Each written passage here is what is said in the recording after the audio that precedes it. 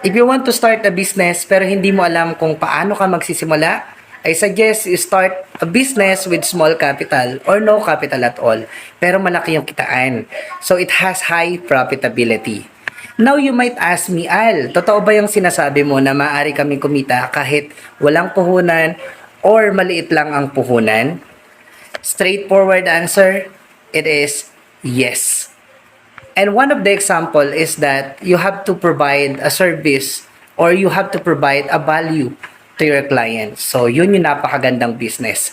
One of example is yung pagiging real estate salesperson. And as for me as a real estate agent, nagustuhan ko dito is yung nakakatulong ka na sa mga taong wala pang sariling bahay and sa mga investor na gusto pang dagdagan yung kanilang investment or yung kanilang business portfolio. Don't have to be great to start. You just have to start to be great.